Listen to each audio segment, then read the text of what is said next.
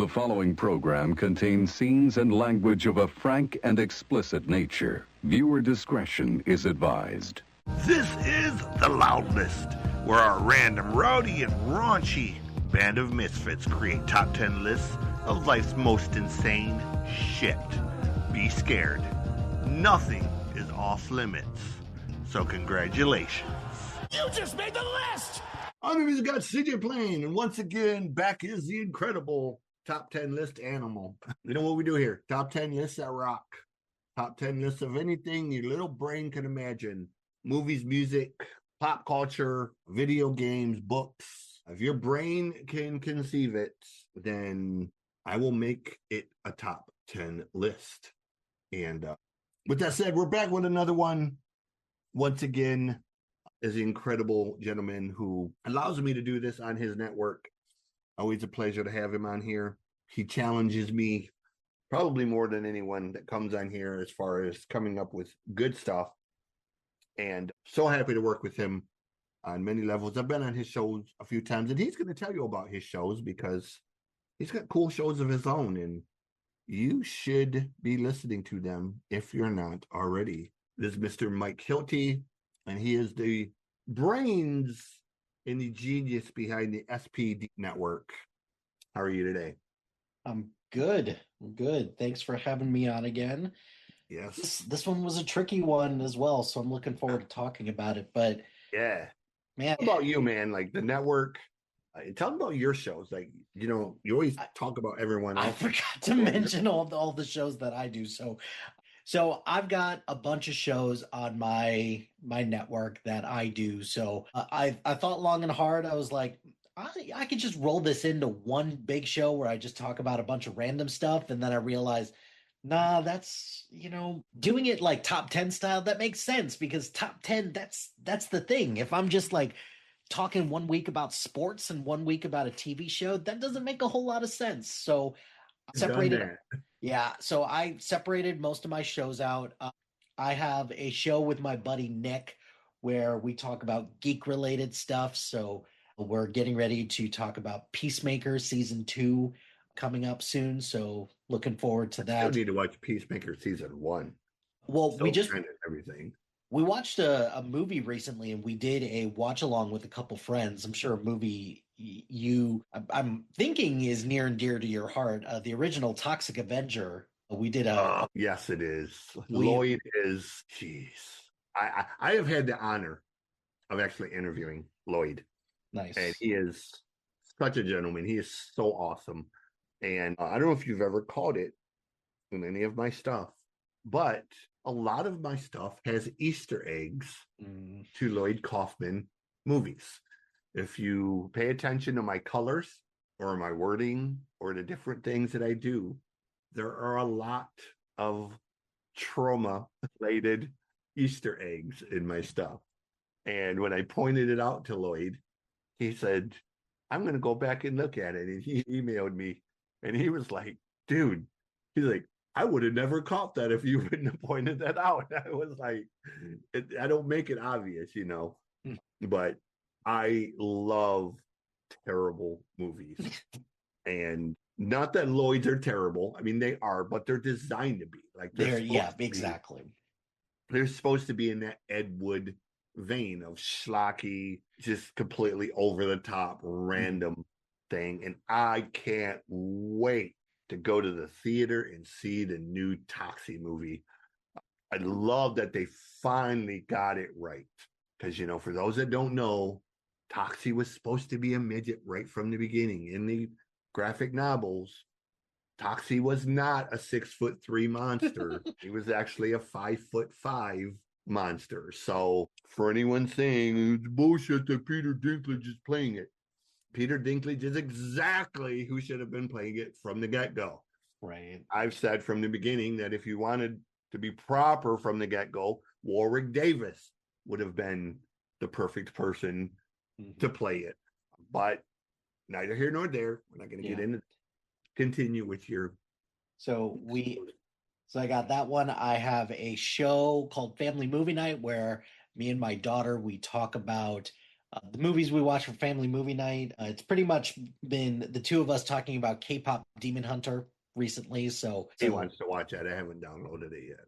That one's good. It's pretty good. We're gonna go see it in theaters coming up soon. So for the weekend that Netflix is deciding to put it out in theaters. Then I've got another one. It's called Mix CD, where CJ's been on it. Just create a 80-minute playlist of songs based on a specific theme. So that one's a lot of fun. Then I've got one on TV. CJ's been on that one as well because we talked about TV villains. Yeah. And then I got one on sports as well. So the TV one is called SPDM TV. The sports one is called Sports Ball. Aptly named. But yeah, those are all the podcasts I have on my network, and just appreciate all the work that everyone does with all the other ones too. It's mainly focusing on like movies and pop culture stuff, but if anybody is interested in any type of podcast and they want support, I'm here to help them with whatever they need. So email us. If you're interested in the ones I've done, I did the movie soundtrack one, and I think what was the other one? Road songs, I think, is the other one. Either road songs or music that influenced me. One of the two. I think it was the music that influenced you, and you had really good list. You had a section where you talked about songs for the road. On that. Well, a lot of it is shit that influenced me and shit that come from being in the semi with my dad, like Blackfoot and Bob Seger and Boston and Jerry Reed. So yeah, always fun to do that one, and definitely need to do some of the other ones too. I love doing different stuff. Like I always get to do music and I always get to do movies, but I don't get to like branch out. As a lot of people can't see, but I collect books, so I love books. I love pop culture type of stuff. You can't see, but above me and up there, I have all kinds of pop culture, Funko Pops and posters and different things that are just, memories of your childhood and different things and silliness. And, I collect board games like the Oregon Trail one that I found that the last episode, and Monopoly games. I collect Monopoly games. Oh, nice. I have half a dozen or a dozen different Monopoly versions of Monopoly. Stratego is probably my favorite game, so I collect different versions of Stratego. So I love talking about just stuff other than music. Like, yes, I am the music god, but I'm also very well versed in food and so many other things. Yes, I am a Renaissance man. I am a man of many talents. There we go. Beautiful. Yes. So for this episode, we're going to talk about 10 movie sequels that surpassed the original. Now, of course, this is going to be subjective because some of these movies were not as popular, I don't think, on the fan level. But, I think a lot of them stack up. And there's at least two on this list that I absolutely adore and are among my favorite movies to rewatch. So with that said, do you have any honorable mentions? I do not have any honorable mentions. I do have a bunch of honorable mentions, and I had to think of a specific set of criteria where I was kind of setting some things out. And one criteria that I do have on my list, no superhero movies. So I'm throwing them all in the honorable mentions category. So that's where Winter Soldier, X2, Spider-Man 2, those were where some of those come in.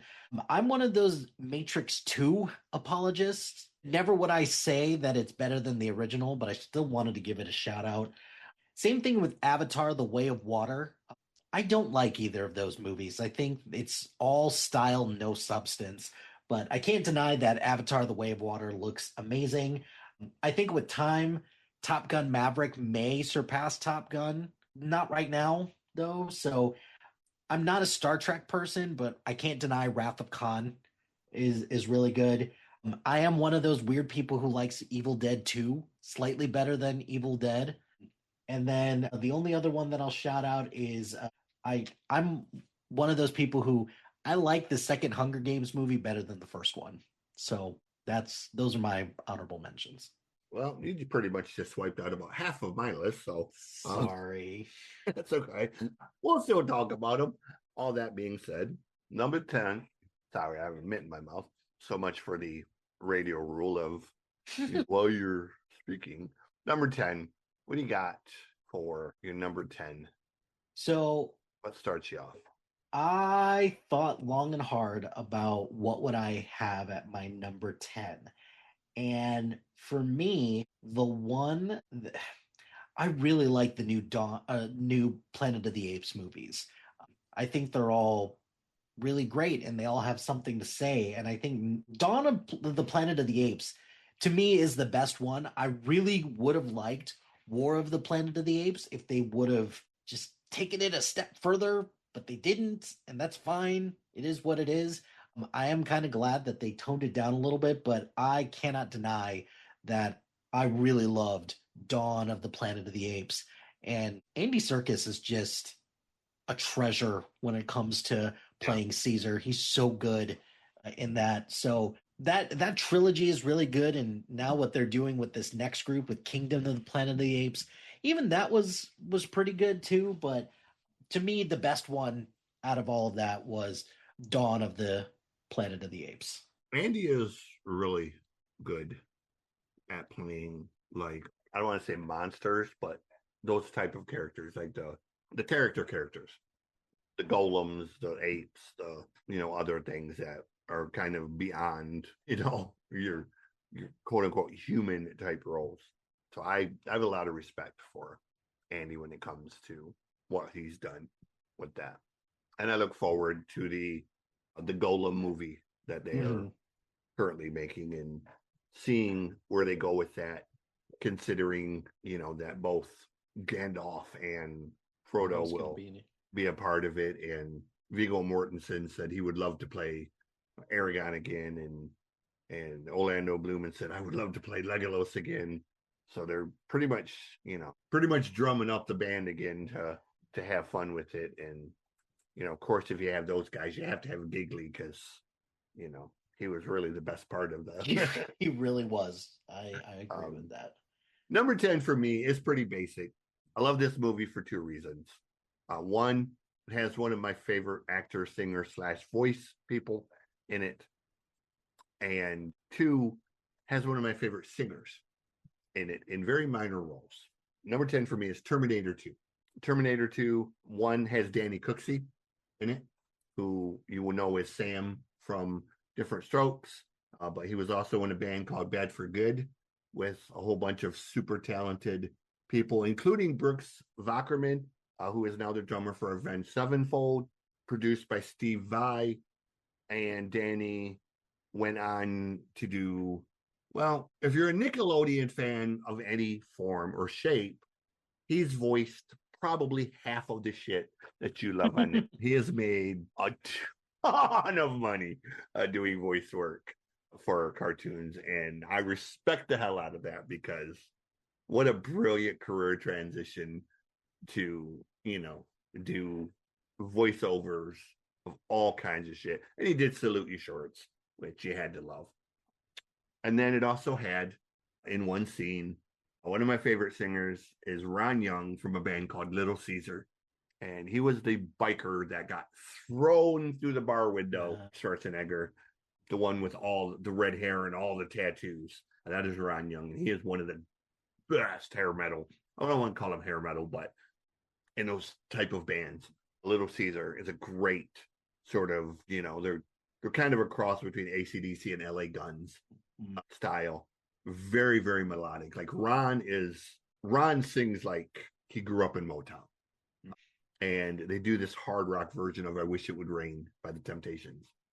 And it's so damn good. Like, it shouldn't work on any level, but it really does because Ron has this like white boy soul ability to sing those type of songs. So probably one of my favorite cover songs. If I was doing a list of cover songs, that would be very high on my list of cover songs that I love. So Terminator 2 is number 10 for me. We'll be talking a little bit more about that later on. I'm sure. Number 9.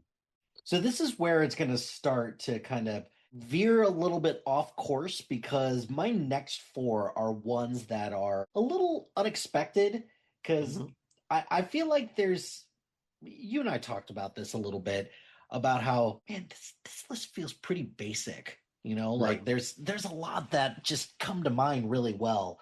So I tried to think a little bit outside the box, and these Yeah. next four are the best that I could come up with. But this one, I know I'm going to catch a little flack for this because I know that a lot of people out there do not like this one as much as the first one because the first one is much more action oriented, and this one is a little bit more. It still has a lot of action, but there's actually a little bit more character in this. And also, there's a lot of people out there who don't like the ending of this, and I can't blame them for it, but I like Kill Bill Volume 2 slightly better than Kill Bill Volume 1. I get it. I get it that fight with the Crazy 88 is awesome in Kill Bill Volume 1. It sets up a lot of amazing stuff, but I like seeing I have not seen part two. I've only seen part one. So, so um, this could fall potentially under also that this one might not even count because if you take the whole thing, the Kill Bill, the whole bloody affair, which is both of them combined, that's one pretty outstanding movie that's like 4.5 hours long. But I love Kill Bill Volume 2. So yeah, that's one I definitely recommend checking it out and at least seeing the end. But the first one's great. I really love it.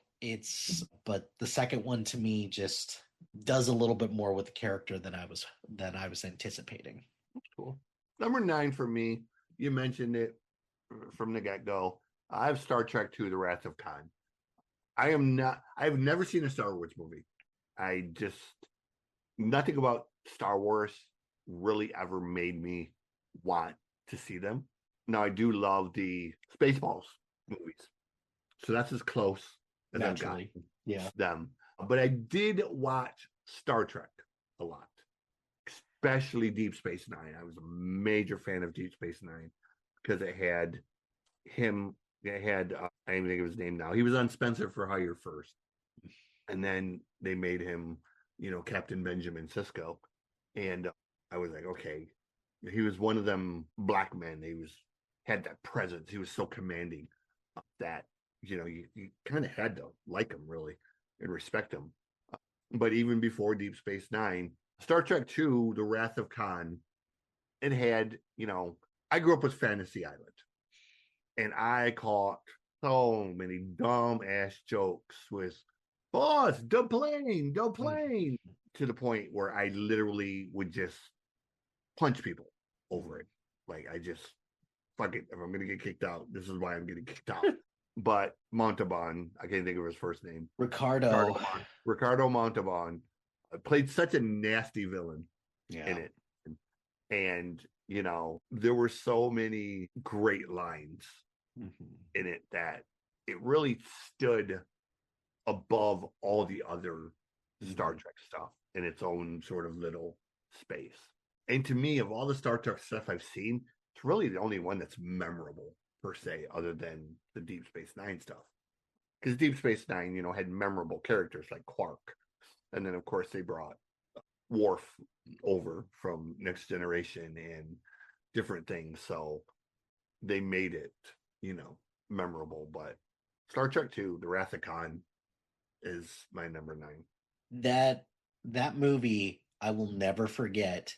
I watched it at a sleepover when I was really young, and I had a nightmare because of the ear thing that they did. To this day, it's still a reason why I don't like anybody like doing much with my ear. Like it's like nope, don't like it. Nope. So yeah, that's a great pick. Yeah, I hear that. Number 8. What do you got at number 8? I have Toy Story 2 at number 8. Okay. And the reason why I have Toy Story 2 is because it's got a memorable villain. And man, the first Toy Story has what I like to call the Pixar punch in it, where they've always got like a gut check moment where it's like, oh, this is going to pull at my heartstrings with this because this is Pixar's third movie. They're still trying to feel their way around stuff. And the first one, your big gut punch moment is when Buzz realizes he's not a space ranger, he's a toy. So, not that memorable, whatever. And then A Bug's Life comes out. They don't really have a gut punch moment in that. And then Toy Story 2 comes out and it gives you this Sarah McLachlan song about a toy being abandoned. And I'm sorry, if you don't cry at that, or if you don't at least feel something about that, you may be a robot. So, Toy Story 2 for me, as iconic as the first Toy Story is, I think that the second one just upped the ante a little bit. So, Toy Story 2, I think the other two are perfectly fine, but I think this one, from an animation standpoint and just what it does with the characters, puts it slightly above the first one. Nice. I like the Toy Story movies just because they're, I don't want to say they're more adult oriented, but they kind of have that aspect of adults can watch them without feeling silly. And a lot of the Pixar movies are kind of that way, but Toy Story more than the other ones. I agree. Toy Stories and Cars both they're fun movies. Yeah.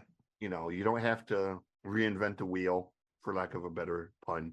You don't have to, your brain doesn't really have to think deeply about what's going on, unlike like Home or other ones where they try to put a message in there. You just kind of enjoy the story for what it is. Yeah. So that's a good pick. Number 8 for me, it's actually the third movie in the trilogy, but it's one of my favorites. I love this man, and I watch his movies repeatedly. I'm a massive fan of Clint Eastwood. So many of his movies would be in my top 10 list. Probably half, if I made a top 10 of my favorite movies, probably half the movies would be Clint Eastwood movies. But for this list, I have The Good, the Bad, and the Ugly. More so than the second one, because by the time they made The Good, the Bad, and the Ugly, Sierra Leone had pretty much run out of money. And he couldn't film long dialogues because he didn't have the money to. So he filled it with these long sweeping shots and this incredible song. And a lot of filmmakers had never done that before. And it led to other incredible movies down the line, like The Revenant and other movies that also played on that concept of less talk and more, the Lord of the Ring movies. There were a few spots that had used that concept of, the long sweeping shots with the music. The Spartacus movies did it, so he kind of invented a thing in filmmaking. Yeah. And not a lot of people can say that. They invented something original or new. So, The Good, the Bad, and the Ugly is my pick for number 8. This is a movie that I don't think a lot of people realize it's part of a trilogy. And yeah, I think that's one of the beautiful things about it. It's a great movie. Westerns are not really my jam, but right, this one is still definitely high up there, and it's necessary viewing for anybody who just loves film. Yeah, or wants to be a filmmaker. That's the thing. I don't know if I'd call it necessary for somebody who's a movie fan as much as if you have an interest in filming videos or doing films or doing any kind of camera content. There's a lot to learn in this movie about, cinematography, about location, about using music in the proper places and timing. There's a lot to learn as somebody who operates a camera. So that in and of itself will set it apart. Number 7. My number 7, as a parent, I feel like it's my responsibility to talk up Paddington 2 to people because Paddington 2 it's not just one of the best sequels out there, it's also just a great movie as well. So I don't have a whole lot to say about Paddington 2, but I was a little surprised that it ended up this high, but here we are. And if if you're a parent, this is definitely one where these are all feel good movies, even the cheap third one, but I did love Paddington 2 a lot, and both my kids liked it a lot too. So that one, I'm in reality I should have put this lower, but also it is I can admit that it is a better movie to me at least than the other three that preceded it. So yeah, Paddington 2. I have shame to say I've not seen either of the Paddington movies. Eh, I've seen short clips here and there, but I've not seen the entire movie in their entireties. I have seen the Stuart Little movies, but not the Paddington ones. yeah. Uh, so that is something I will get around to eventually. There's a lot of stuff to watch out there, unfortunately. So if you don't get around to it right away, it's not the end of the world. It's Oh, all I know. good. Number 7 for me, I think it's a movie that everyone in the world has seen. It's sort of one of the three big, one of the big three Christmas movies, I would say. Number 7 is National Lampoon's Christmas Vacation. I thought long and hard about putting this one on because Yeah. like being from the Chicago suburbs, this feels like you have to put it on during Christmas. Yeah, so I'm not a massive fan of Christmas movies, but this is one of the few Christmas movies that I don't mind watching. I like Christmas horror movies more than I like actual Christmas movies. I feel So like that tracks. I'm much more likely to watch Rare Imports or Santa's Sleigh or something along that line, Silent Night, Deadly Night, than I am to watch National Lampoon's Christmas Vacation or Jingle Bells or something like that. Right. Now the boy, he loves Home Alone, and I don't mind Home Alone. Home Alone, the first two were, really great. Then it went completely off the fucking rails. I think it was the third one or the fourth one with the parrot. The parrot kind of saved it, Mm. because the parrot always had something smart to say. It's like, Polly want a cracker? It's like, Houston, we have liftoff. So, National Lampoon's Christmas Vacation. Shitter's full. And I saw a video recently where Chevy was doing a Comic-Con or something, or a meet and greet, and he was signing stuff. And Randy kind of wandered to the curtain wearing the hat and the robe and all of that. And Chevy was just like, oh God. Randy was in character, and I love Randy Quaid. He's kooky and he's gone completely off the rails, but somewhere in that mess of a brain, Randy is still that sort of kooky guy that we love for roles like this and for Independence Day and a few other ones that he's done that were just that kind of Nick Nolte before Nolte went off the rails type of character. Or who's the other one who Gary Busey, he did Gary Busey before Busey did Busey. So number 6. I feel like my number 6 I'm gonna get a lot of shit for. And that's okay. I get it, but you're the one that said at the beginning of this that this list is completely subjective. So I took liberties with this and I added this in because I like the first one just fine. But this one amps up the comedy a lot more. And to me, this movie has everything from a random dance sequence to a debate amongst popular film franchises to pussy trolls to donkey shows to ass to mouth. I got to admit, and I'm not afraid to say it, I like Clerks 2 better than Clerks. I really do. I watch it a lot more. I know that this is a really hot take, and I hope that we can still be friends after this, but I love Clerks 2. Is it one of my favorite Kevin Smith movies? No. But is it one that I watch a lot because it makes me laugh a lot? Absolutely. So I am a Clerks 2 apologist without a doubt. So yeah. I will discuss my opinion of it later when it Oh. is on my list. Wow. Okay. I was not expecting that, but I'm a huge fan of Clerks 2, and it plays a very high spot on my list. So, number 6 for me probably is one I will catch shit for because it will be on no one else's list. But I think it completely outdid the first one. It introduced the world to one of my favorite action stars and led to other movies that he has done over and over. I have Undisputed 2. Now, of course, the first one, you're going to get Ving Rhames versus Wesley Snipes. But in the second one, you get Michael Jai White versus Scott Adkins. You get Boyka. And in the realm of action villains, they just don't come much nastier than fucking Boyka. Scott Adkins is a badass, okay? I would be terrified to have to ever fight this man in any capacity at all. So I really liked Undisputed 2. I liked the ending.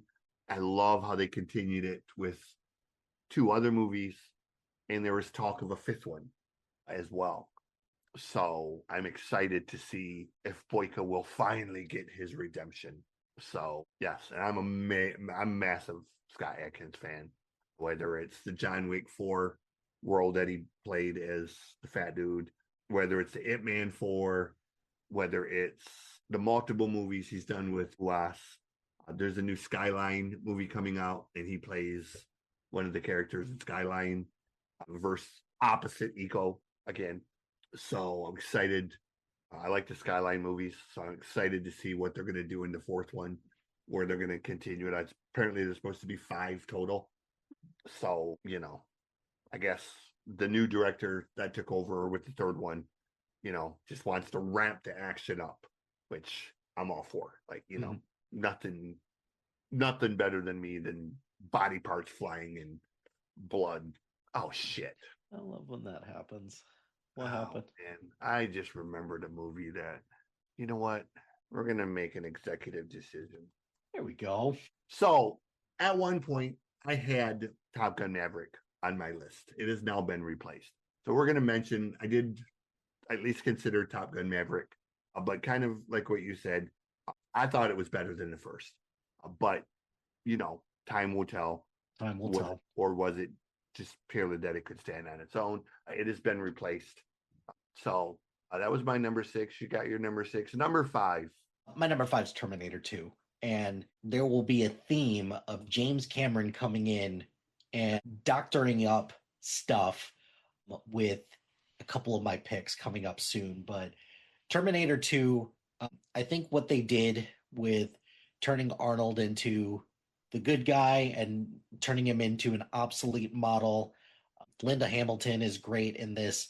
Edward Furlong, just, man, what happened to him? That's, he's a great actor, but just this John, as a role, John Cotter just feels like a cursed role now. But Edward Furlong is great in this. And then this is my first introduction to Robert Patrick, who's just an outstanding T-1000, and just the special effects still hold up to this day, and the music just still holds up. The da da da da da da. Just, I love Terminator 2. I like the 3rd one just fine. I don't think it's as good as the other 2, but it's light years ahead of some of the dog shit that's come out post, Terminator 3. So, yeah, Terminator 2, Judgment Day, just great flick. Yeah, it is, and I agree totally. For all the reasons you said and all the reasons I said earlier. So, number 5 on my list is Lethal Weapon 2. I love all of the Lethal Weapon movies, but, Lethal Weapon is one of those series where they've literally gotten better with every single one. Like, each one is better and better. So, so I like where they went with Lethal Weapon 2 and then into 3 and then into 4 with the characters, how they developed. The Bad Boy movies have done their best to try to do the same thing, to varying degrees of success. I love when they decided to do the TV series. I was skeptical at best. I feel like that should have been the only way that you could have perceived a Lethal Weapon TV show, is with skepticism. I was skeptical at best, and then I started watching it, and I have seen him in other stuff. It's pretty good, yeah. But I will tell you, Chase Crawford deserved a goddamn award for the way he played Riggs. He was fucking unhinged in a way that even Mel Gibson couldn't have seen coming. Right. I thought, okay, if you're gonna fucking play a modern day Riggs, you've got to be just completely off the fucking reservation. So for lack of a better term, no offense to anybody, but you've got to be completely off the fucking reservation, unhinged, just completely off the fucking rails. And Chase Crawford played the shit out of that role. I am still so angry at Damon Wayans for being a prima donna bitch and ruining that series over fucking catering. Yeah. You know, over catering, and got Chase fired. And then they brought in Stifler. And I love Sean William Scott. He's more than a capable actor. But I'm sorry, when you're following what Chase did, there's just no way. Doesn't compare. You know, like he was to the point where I would love to see him, if, you know, they keep talking about doing, you know, another Lethal Weapon. I would love to see him in it, either as a bad guy or as a cop of something. I think he would play, you know, just as whether it's Riggs's kid or something, or a neighbor, you know, whatever. I just think he would do an amazing fucking job, and to just kind of tie it all together. So Lethal Weapon 2 is my long-winded number 5. You know, because hey, who needs to do straight lines, right? We'll get there eventually. Number 4 for you. I'm sad to admit that like my next 4 are like the basic bitch answers of this question, but my number 4, aforementioned James Cameron punch up, and that's Aliens. And just whereas the first one, the Ridley Scott Alien, is more of like a horror movie, this one is just straight up action. And it's got some scary elements, but it's also got some iconic stuff in this. Get away from her, you bitch, is still a line that just resonates today. Game over, man, game over. Even though it was an improv line, it's great. Yeah, Aliens is just, I'm never going to say that it improves on everything from Alien, or like the first one, because the first one has just some amazing scare moments. Plus that tagline, nobody can hear you scream in space, or in space, nobody can hear you scream. But yeah, can't deny that the second one is just balls to the wall. So much fun. Yeah. I have never seen an Aliens movie. That's right up there with Star Wars. I am not a massive sci-fi guy. I like funny sci-fi. Batteries not included, Gremlins type of stuff. I don't mind it. I have saw some of the bigger ones, 2001, Space Odyssey. My God, that movie, I thought that movie was going to never fucking end. I still remember spending a whole week watching that movie. You know, other assorted shit, Blade Runner, whatnot. But I'm not a huge fan of space type movies. So there's not a lot of them. You know, I have seen parts of the Predator series. I think I've seen the first Predator, and then I've seen the last, what was it? It wasn't Badlands. It was Prey. I saw Prey. Prey was good. And I saw the one that Adrian Brody did with Chase Crawford. That one's interesting. You know, that was a different take on it.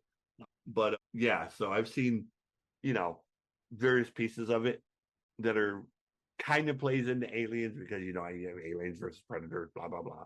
Right. I can't honestly say that I've actually sat and watched an Aliens movie. I've seen the clips. I've seen the posters. I've seen the, you know, the movie lines and the memes and different things. But yeah, I'm not really my bag, to be honest. So my knowledge of Nothing wrong with that. sci-fi type of movies is probably my weak. Mhm. You know, like if I was going to be on a pop culture trivia team, my weakest point would be sci-fi stuff. I just, it's not related to Aragon. Pretty much don't give a shit. Aragon or Lord of the Rings, you know. Other than that, I pretty much really don't give a shit. So, you know, and I don't mean that to be snotty or an asshole, but just kind of we all doesn't got hold my our interest. we all got our things that are like, yep, not my jam, and there's nothing wrong with that. You know, I'll take horror over sci-fi every time. So number 4 for me, and we're gonna go back in time, Back to the Future 2. I love. It's another series that's gotten better with each one. Great storytelling, great character development. You know, they tied it all together really well. So Back to the Future 2 is number 4 for me because, you know, just great music. I love the continuity of Huey Lewis from the first one to the second one with the theme song. So I thought that was cool because, you know, Huey's one of my favorites and so disgustingly underrated. Yeah, for sure. So I really like this one because it kind of just shows the consequences of like what they're doing, and it's like, hey, maybe we should like not do this anymore. Right. Like I love the alternate Hill Valley scene, and just like everything in the future was so cool. And like there's a reason why like Nike made those like limited edition, shoes that lace up on their own, and different things like that. So yeah, that's a great pick. Okay, I can completely, that popped up and I didn't need to see that. I don't know what he's making, but I know what it looks like, and never mind. So number 3 on your list.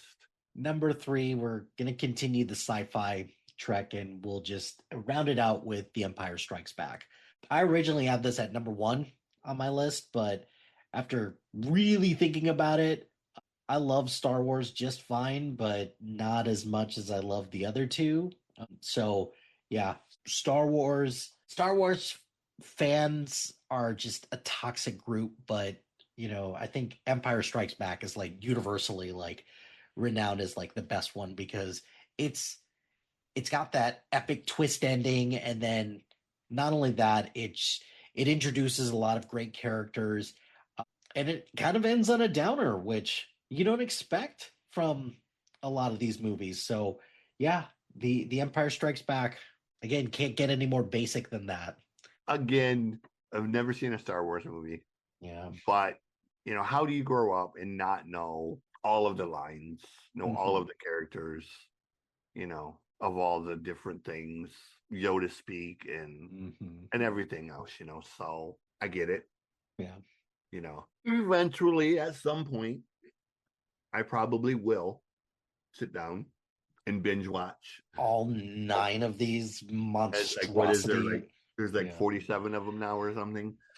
Yeah. If you include The Mandalorian and Andor and all of the different things that they've done with it.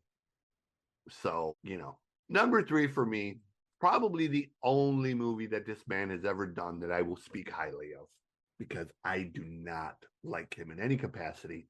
In fact, one of his movies is one of my most hated movies. Number 3 for me is The Dark Knight. I am not a Christian Bale fan in any capacity. That's fair. And American Psycho is a movie that I fucking detest with a burning passion. Speaking of, we're tying it all together with the Huey Lewis thing. There is something about American Psycho that just, it would, if you asked me the question, what movies would you ban from existence? That would be my immediate answer without any thought. American Psycho and God Bless the Child with Ambassador. Those are the 2 movies that, just immediately they gotta go. They're terrible. So, but Heath Ledger is, what makes that movie. Yep. Yeah, like he just went all out for that.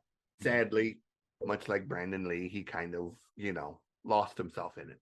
But it is a great movie. with everything going on in it. Is that the one that had Bane, or was that the next one? That's the third one. That's the third one. Okay. So Dark Knight is the one with Joker. Of course, it had Michael Jai White, as one of the characters. It had a lot of like really kind of cameos here and there. It was a really good movie. The way that it was filmed, Christopher Nolan, just did really great stuff with that. So it would probably be one of the few Christian Bale, probably the only Christian Bale movie. Well, other than maybe Reign of Fire. I liked Reign of Fire. Dark Knight is number 3 for me. So I'm one of those weird people out there who really likes Batman Begins. So that's the only reason why The Dark Knight's not on my list, is because I like Batman Begins a lot. But what makes The Dark Knight so great is Heath Ledger, though. Heath Ledger is just going all out and just introduced a whole new facet of the Joker to so many people, because everyone just kind of glommed onto this Jack Nicholson persona of the Joker, and they thought this is the only way that you could do this. And Heath Ledger was like, no, there's other ways to do this too. Yeah. And yeah. Number 2. What do you got at number 2? The Godfather Part 2. Again, just like a basic bitch answer, but what do you want me to say? It's the fucking Godfather 2 was a great movie. I mean, it's the fucking Godfather. So great.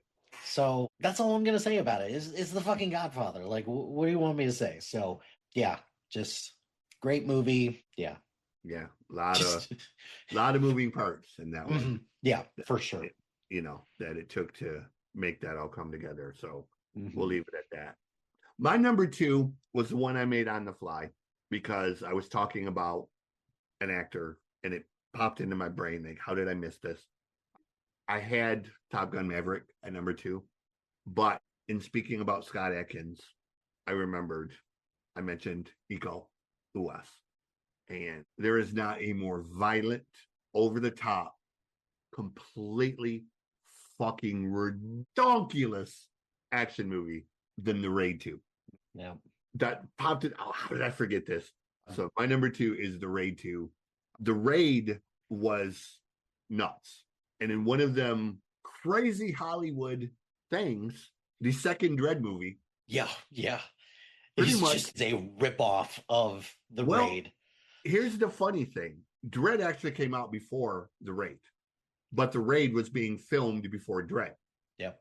So there's, the that weird directors overlap. have said, there was really no interaction between them.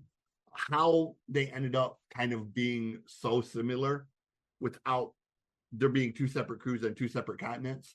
The Raid was an incredible movie. And when that movie ended, I thought, wow, this will be one that there probably won't be a sequel to, because it's just really, really over the top. And, and then The Raid 2 came, and it was just kind of like, holy shit. Gagarth just took shit to levels unseen, like just complete ultra violence, man. It was like, okay, dude, I have seen horror movies, slasher movies that were less violent than this movie. And he said for the longest time, there's never going to be a part 3. Now he has said he actually has a script for part 3. And I'm like, wow, what the hell are you going to do for part 3? Because part 2 was just utter insanity. So number 2 for me is The Raid 2. If you haven't seen The Raid and The Raid 2, check them out, because they were John Wick before John Wick was yes. John Wick. So yes, if you like John Wick, The Raid is for you. Also, there was another one that he did called The Night Comes for Us, and that's another one that it has Joe Taslim, Iko. And Taslim is another one who does not get nearly enough credit for what he does, man. Like, Taslim is a badass. And I'm so happy that they put him in the new Mortal Kombat movies. And I really hope with the next ones they crank his shit up. I'm very I'm almost maybe too optimistic about the next Mortal Kombat movie, because we're getting a tournament, and Carl Urban as Johnny Cage. That's not quite the casting I thought that they were going to pick, but I'm still happy with it because I love Carl Urban. I'm just glad they didn't go with The Miz, because there were rumors they were going to have The Miz play Johnny, and I was like, okay, I like The Miz for his ability to talk, but he's not like a legitimate fighter per se, Mhm. and so yeah, we'll do it at that. So we're up to our number ones, and I think it's pretty obvious what my number one is now, probably. But your number one, what is your number one? What is your big boy? What is the grand poobah, so to speak? Speaking of Carl Urban, uh, I have The Two Towers as my number one because The Two Towers is my favorite movie of all time. It is kind of weird because I think a lot of people are like, you like the middle one better than the first one that introduces everything and is pretty epic. And the concluding one, which is pretty epic. Like, yeah, there's two reasons why I love this movie. And the first one is I will never forget seeing the Battle of Helm's Deep in theaters for the first time and was thinking to myself, holy shit, this is the power of what cinema can do. Like this, like I've never seen anything like that. And then in the next one, they took it up a notch. But to me, watching the Battle of Helm's Deep is a movie core memory for me. And then the next thing is that Sam's speech at the end gets me every single time. I got a part of it tattooed on my shoulder because I love it that much. So the Two Towers for me, yeah, just great stuff. So Nice. again, another basic bitch answer, but No, what can I say? I love how he filmed The Lord of the Rings, and it's the correct way to do it. If you're gonna make these movies, you have to do it according to a timeline. So if you're doing Harry Potter, they did Harry Potter correctly and having the time between it, because there is time between the school years and they're going to grow and they're going to age. Lord of the Rings is a continuous work. So they don't necessarily age the same way as you would between the years, blah, blah, blah. Yeah. So filming all of them back to back to back at once and then releasing them separately was both a brilliant move on Peter Jackson's part, but also a monumental task of filming 3 movies at once. Like, holy shit, like talking about logistics. Well, and filming something that a lot of people thought was unfilmable as well, because there's the animated ones, which they have their charm to them. They're ridiculous, but they have a special place in my heart, even though they're not very good. But yeah, that's a tall task for any group of people to have to bring something like Middle Earth to life. So yeah, just the second one to me just amps everything up, and it's still to this day my favorite movie of all time. Yeah. Like I said, I like that. I like what they're doing with The Hobbit. I'm excited to see, what they do with Golem. I'm excited to see. I actually didn't hate what Amazon did with the series. I haven't seen season 2, but I did watch season 1. Season two. There's a couple moments in season 2 where it's like, holy shit, this is the power of what they can do with this. Yeah. So my number one, we talked about it earlier. The very first thing that popped into my mind of movie sequels that surpassed was Clerks 2. I cannot fucking believe this. Like I thought here I am on this goddamn island, and you and me on this island by ourselves. Well, I'm sure there's probably lots of other people out there, but for the sake of this list, I'm not gonna lie. This was not on my this was not even remote dream that this would be an overlap movie. I liked Clerks. Clerks 2 to me just amped everything up. The battle between Randy and the Elias, yeah, was so legendary with their back and forth of Star Trek versus Star Wars, blah blah blah.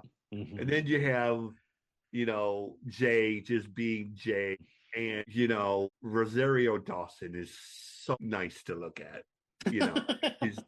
she's a great actress, but she really is a beautiful, beautiful woman. You know, the mouth jokes.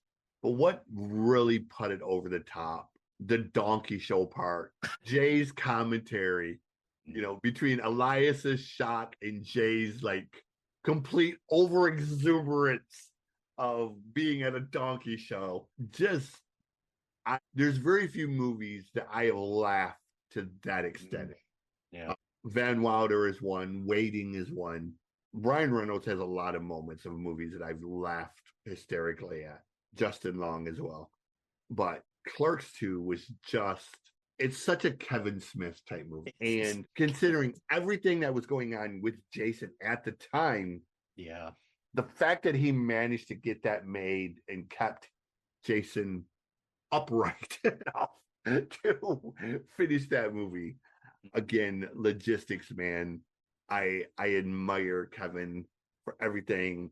And then, of course, you know, Clerks 3 come along, and fuck you, Kevin Smith. Oh, that, you know, you went from making me laugh to just fucking destroying emotionally. And I was like, oh, you bitch.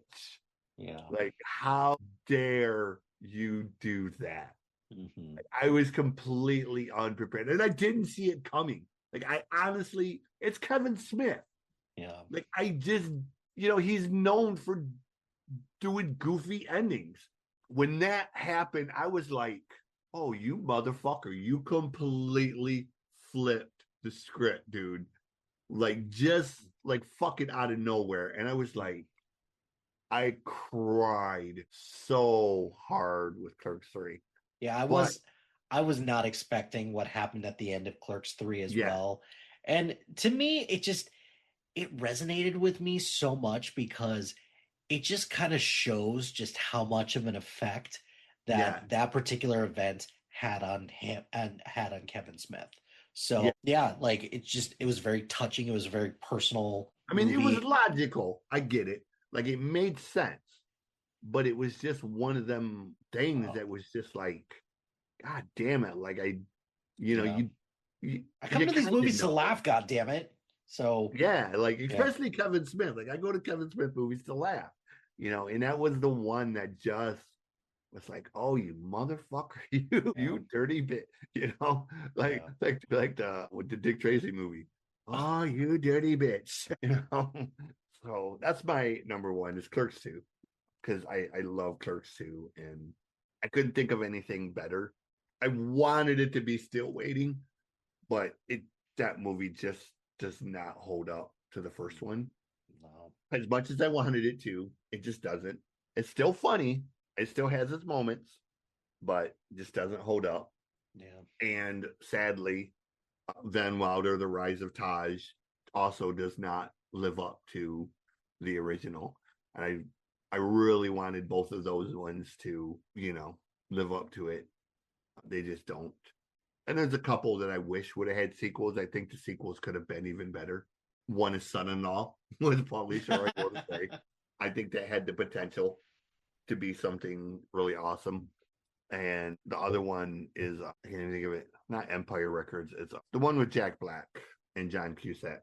Oh, High Fidelity. High Fidelity. High Fidelity was another one that I thought had potential to be, you know, like I thought they could have done a sequel and focus it less on like his love life and more on like the actual record store type thing, and with goofy characters, maybe have like a Cheech and Chong tie-in or something or another. But, you know, that is our top 10 movie sequels that surpassed the original. Before we go, as we didn't do it in the last one, tell everyone, where do they find the network, all of the shows? My bad. You know, because we're sitting here talking about a network and we're not actually telling them where the network is. Yeah, so you could find us on all major social media platforms at Crew. So that's just SPDM, the letters. Crew. We're on Facebook, Instagram, Threads, YouTube, LinkedIn for all you random people out there. We're still on X, and we're on Blue Sky as well. So check check those out there. Check out our website at crew.com. And if you have any questions, if you're interested in being on a podcast, if you've got any questions or have any ideas, you could email us at spdmcrew@gmail.com. Yes, and if you want to be a part of this one, if you want to do a top 10 list of your own, I have a big old list of ideas. Big ass list. But the big ass list of loud is, as it's randomly known. It was the big ass list of everything, but we named it the big ass list of loud. But we're also free to create your own. Like I said, books, movies, pop culture, cooking, top 10 Christmas gifts that suck or that are off, the worst Christmas or the worst Halloween candies, pretty much anything. Top 10 best memes, top 10 worst memes, we can take this in 1,000 different directions, man. But the main goal is just to fucking have fun with it. So with that said, this is Mr. Mike Hilty, SPDM Network. This is the Loud List. You can contact me at riotonthesetmedia@gmail.com. That is RIOTONTHESET@gmail.com. And with that, be well. Treat each other with kindness. Remember that music heals.